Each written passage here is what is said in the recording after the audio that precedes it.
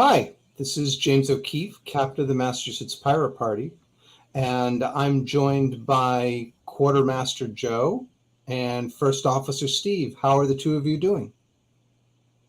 Fantastic.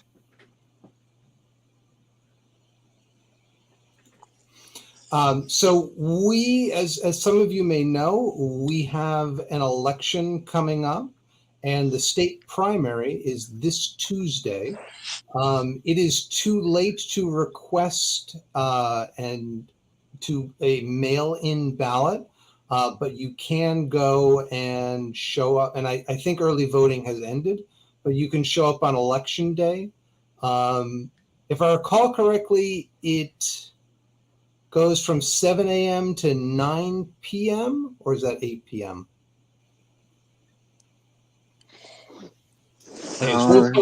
Sorry, go Steve. I was going to say I seem to remember 7 a.m. to 8 p.m., but this would be a good thing to check at the Secretary of the Commonwealth's website or your local election official. And I will put that in the chat and also in the description.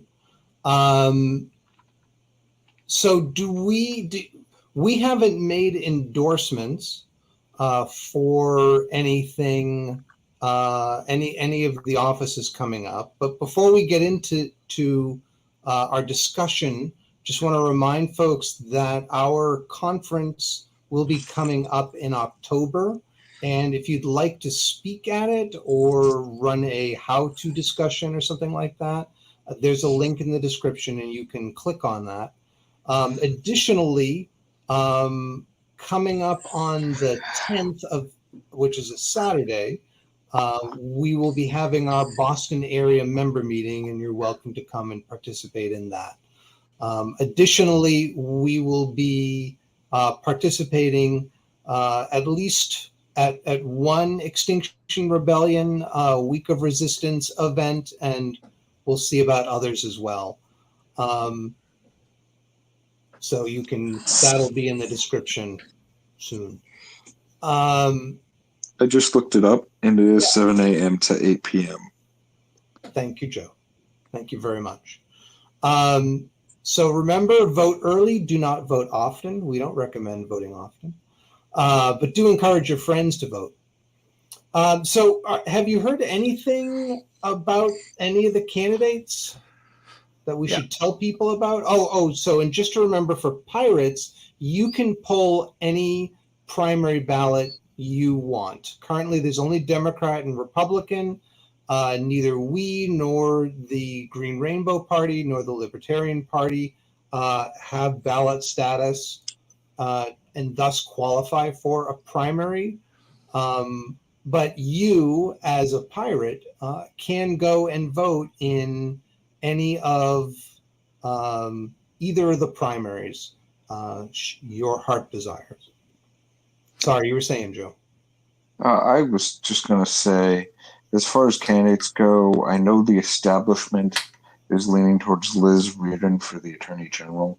Her being the establishment's choice makes me want to choose Campbell, personally, because, with Mayor Wu and everybody's just like, oh, Liz Reardon's the best. It's like, Well, Quentin Palfrey stepped down, and if I recall correctly, he endorsed Andrea Campbell. Yes. Shannon, Liz Reardon has a long history as a labor lawyer and a lawyer on, if I recall correctly, class action suits, consumer rights, things like that. So those are certainly good skills to have as an attorney general.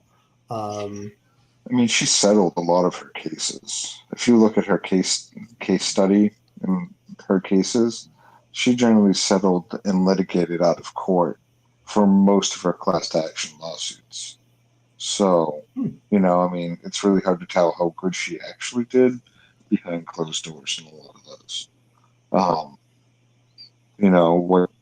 Not as much stuff went to trial with Liz Reardon as though she did technically win a lot of cases for our clients, who knows how much she could have actually gotten. That being said, Elizabeth Warren does back her, and so does Mayor Wu. So in the governor race for the Democratic primary, Sonia Chang Diaz has ended her campaign. So you only have one choice there. Lieutenant Governor, you have Kimberly Driscoll, Tammy Gouveia, I hope I pronounced that right, and Eric Lesser. And then for Secretary of State, we actually have some competition between longtime, decades-long incumbent Bill Galvin versus Tanisha Sullivan. Galvin's done some good things in terms of voting and making sure he's kind of changed his positions on things, but there's certainly more that he could have done in terms of going after corporations. For treasurer, you just have the incumbent, Deborah Goldberg. And for auditor, your choices are Christopher Dempsey or Diana DiZoglio. So for, I mean, the one race that I'm really excited about is the auditor's race.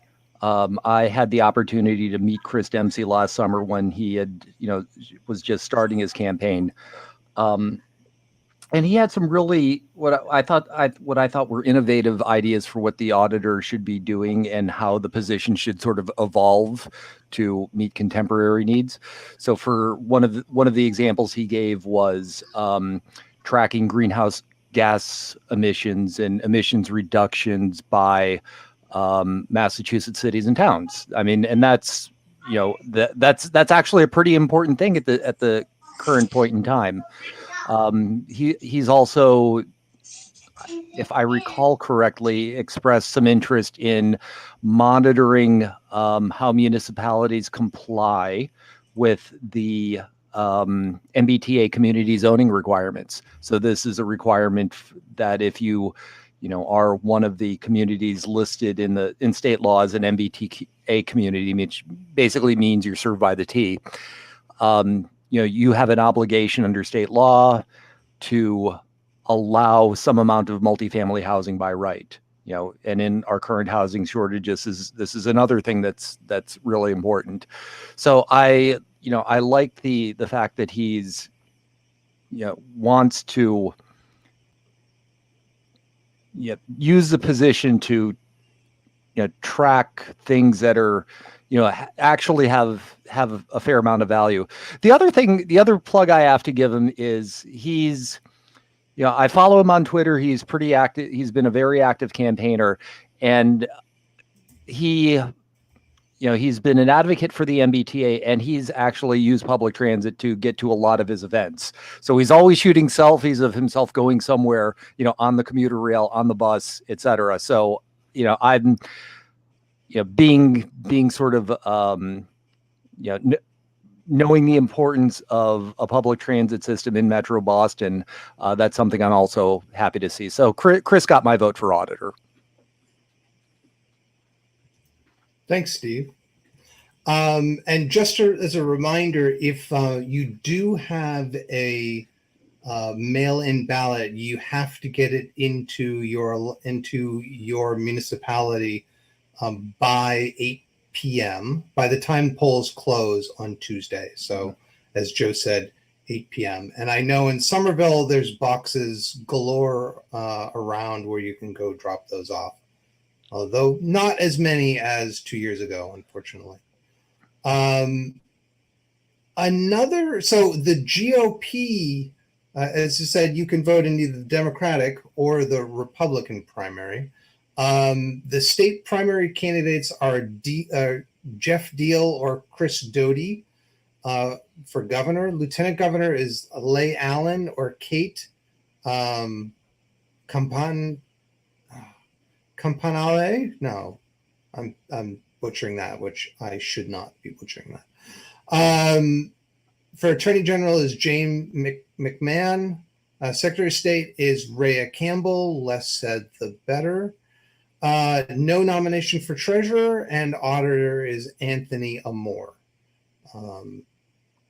And amazingly, the GOP actually has, the Democrats are all incumbents for Congress, but the GOP actually has a nominee for all districts for Congress except the 4th.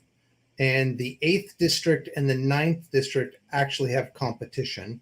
Robert Burke and Hamilton Rodriguez in the 8th, and Jesse Brown and Dan Sullivan in the 9th. However, in Governor's Council, 4 districts, the 1st, 2nd, 3rd, and 6th have no nominations. And then there are competitors, but no, it's not a competitive, there's no one else running for the Republicans. And I won't get into the 40 state Senate and 160 state representative. But one thing folks should know is the ACLU has a really nice Know Your Sheriff page. And while they do not endorse political candidates, they do list who's running for sheriff. And there are some competitive districts where in the primary people are running. So Bristol has 3 Democrats running against the for the primary. The incumbent is a Republican. In Hampshire County, there's no Republican running, but there are 3 Democrats running for the nomination, and likely the nominee of the primary will end up winning the general. And then in Suffolk, there are 2 Democrats running, and in Worcester, there's a Democrat and a Republican running, but no other. Nantucket and Berkshire, there are 2 Democrats running, and Barnstable, there's a Democrat and Republican running.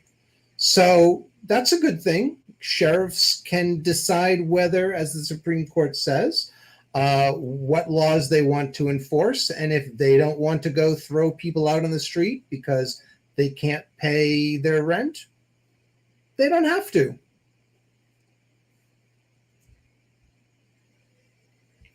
Any other races to look at?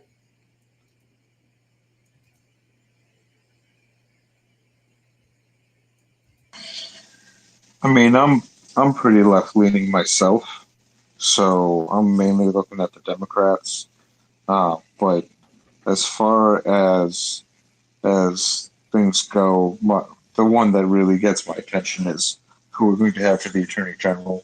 A lot of what's going to happen, especially with all the weapons bans and Supreme Court and all that, is a lot of that legal jargon is going to matter huge coming up.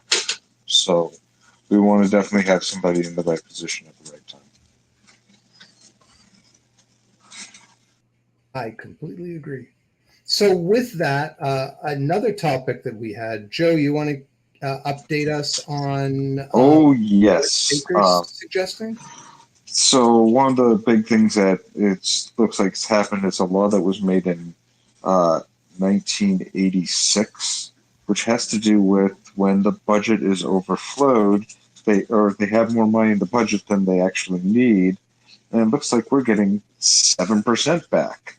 I don't fully understand the laws as much as you two gentlemen dove into it, but I understand that, like, why wouldn't they just keep the money and use it for the next year and then just tax us less? Yeah, I don't know. Was not aware of this provision in Massachusetts state law. Apparently, it's Massachusetts General Law, Chapter 62F, with regulations in 830 CMR 62F. And as we were getting ready to go live, I was skimming through it, and basically, if there's an excess of tax revenue, there's a limit on how much tax revenue the state can collect.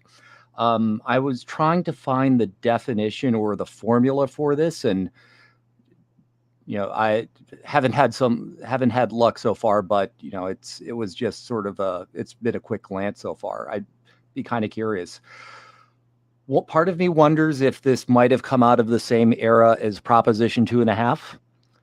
So Proposition 2.5 in Massachusetts is a law that was enacted, I think, in the 1980s, but essentially it limits the amount that municipalities can raise property taxes. So a municipality can't raise them more than 2.5% in a given year without going for the voters and giving approval.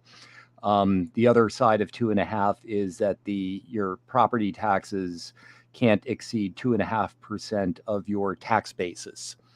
So, there was clearly a movement in Massachusetts at some point in time to hold down, to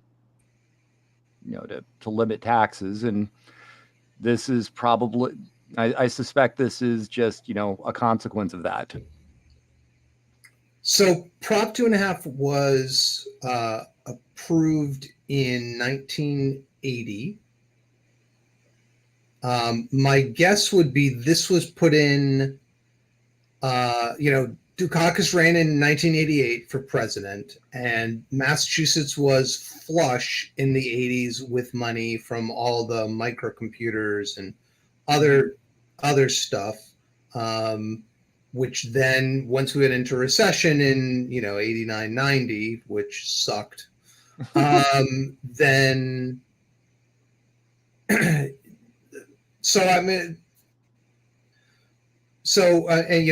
and they went and they raised the income tax to deal with the drop in tax revenue because of the recession we were going over. So my guess would be 86 was a time, we've got all this cash, we should have something where we can return it back to people. Mm-hmm. That's my guess. Yeah. So, I mean, I don't think it's not an unreasonable thing to do. It's, you look at it on the compared with at least, federal rebates. This is a case of you're giving money back without, incurring debt, without having to cut things. It's just, we made more money than we were expecting to.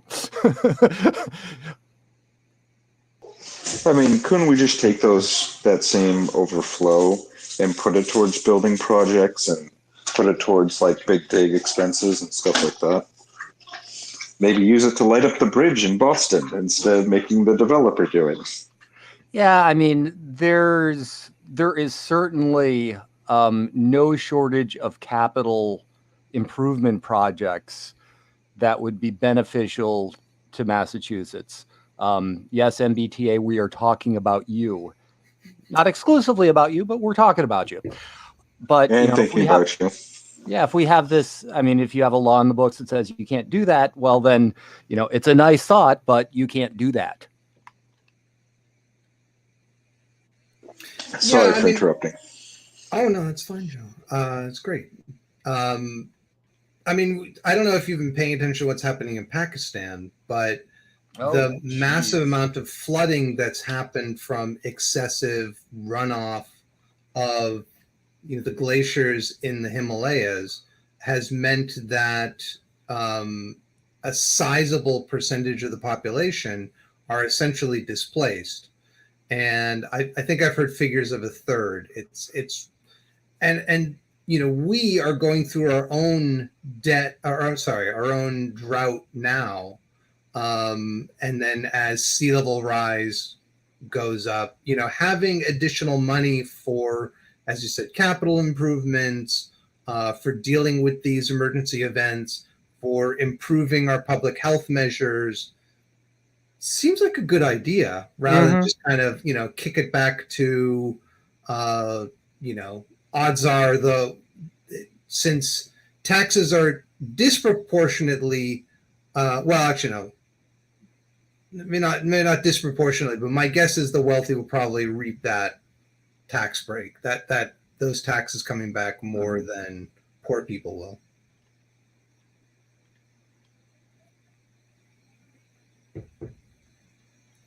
So with that, Steve, you had some news from classified document land. Oh yeah, I wanted to talk about the Mar-a-Lago stuff a little bit, just because it's kind of it's been fascinating. I guess could be a word to describe how it was unfolding. But to give a concrete background, the FBI some weeks ago raided the former president's home at Mar-a-Lago, meaning that they went in with a search warrant. So they basically sent an affidavit to the judge asserting probable cause that there were there were classified documents on the premises. The judge signed off, and gave the FBI a go ahead to go in and search, and they found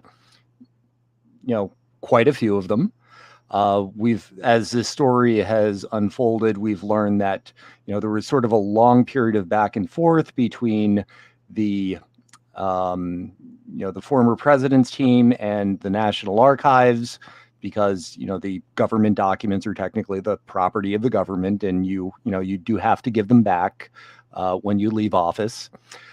But we've learned that some of the documents were returned, not all of them. The president's legal team had signed affidavits saying that all the documents had been returned, when we found out that was false. And then this week we find that among the things that were recovered were 48 folders which were marked secret or classified that had no documents in them at all.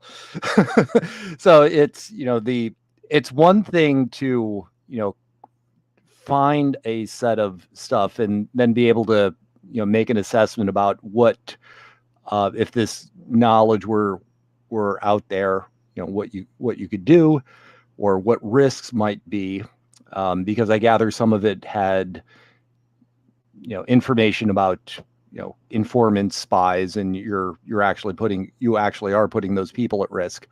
But when you don't know what when you see evidence that there were 48 documents of unknown nature, it's like, what do you do with that? It's something I'm sure will continue to play out over time. But one of the as I was thinking about this, another a question I'd like to just spitball and kick out to you guys. So another notable figure who took classified documents was Edward Snowden, right? So what's the difference between what Edward Snowden did and what Donald Trump did? Jamie, you first. I mean, Edward Snowden released, or he didn't release, he gave a variety of documents to Glenn Greenwald, who then made the decision of what to release, that are in the interests of the American people in terms of the surveillance system that we live under. What information can government gather on you? There's a defined public need for that information.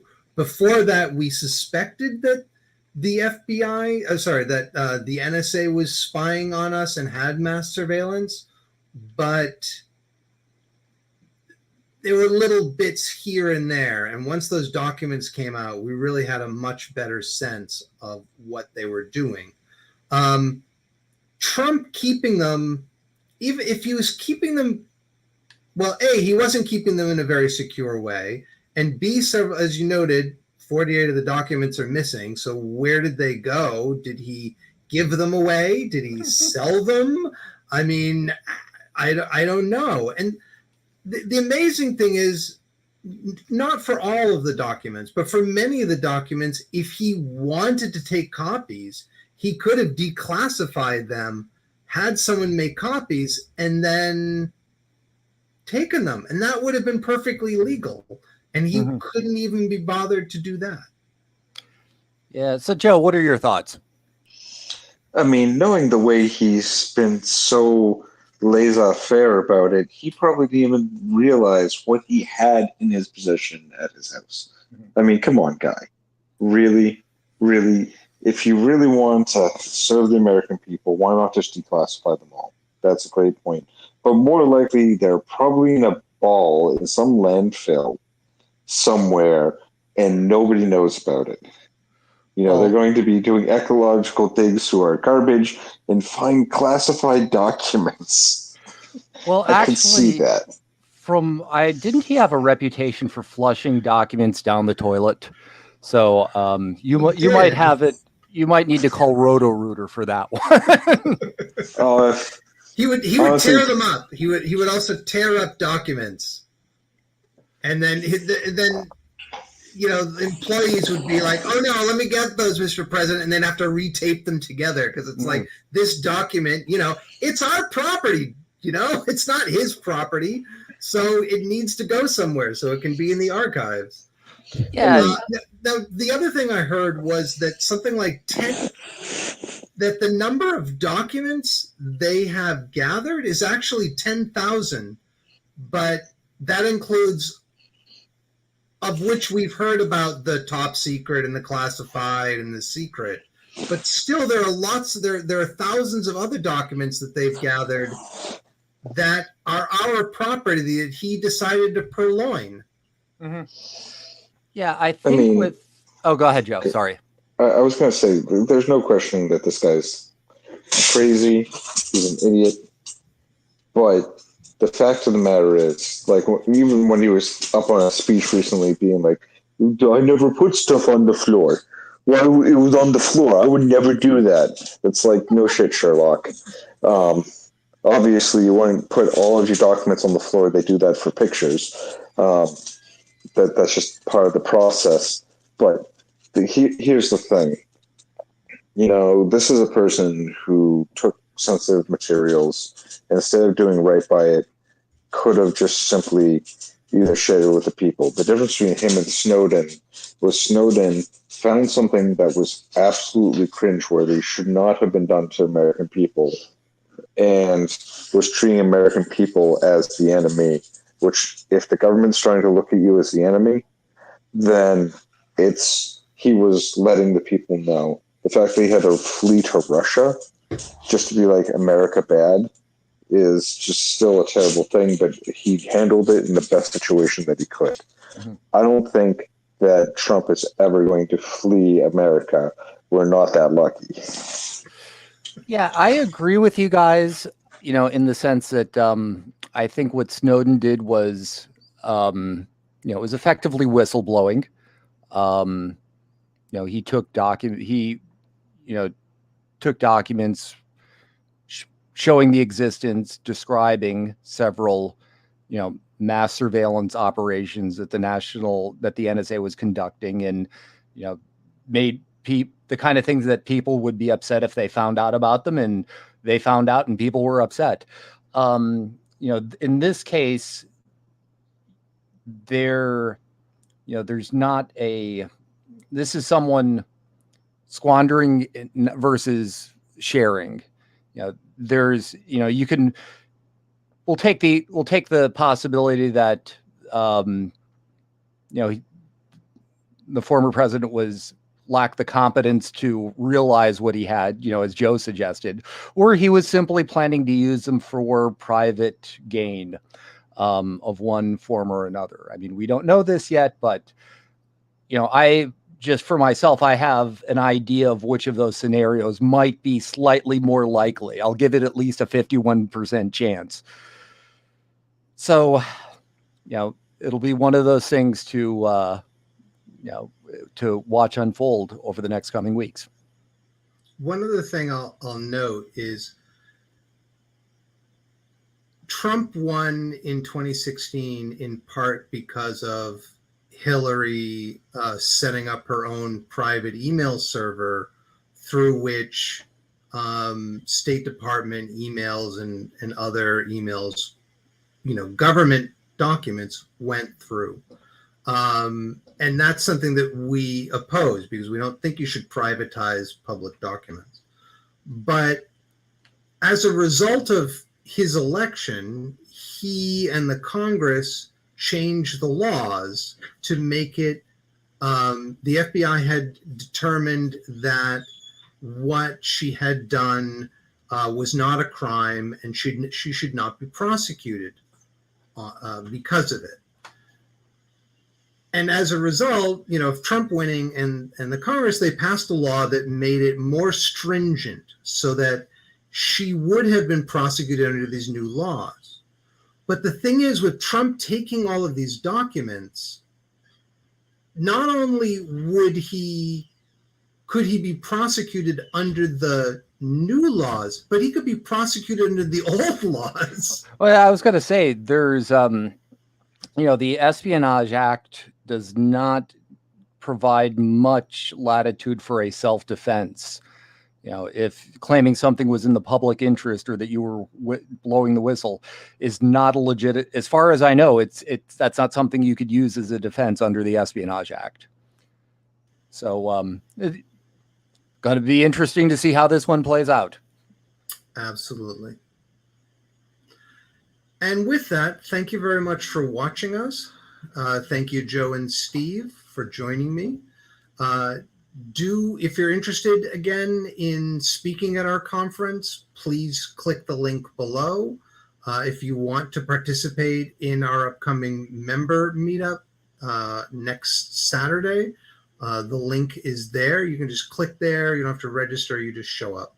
And we will be back next week. Please like, share, and subscribe. And find us. You can find us at masspirates.org. Thank you very much, folks. Have a wonderful Labor Day, and do not labor. Bye.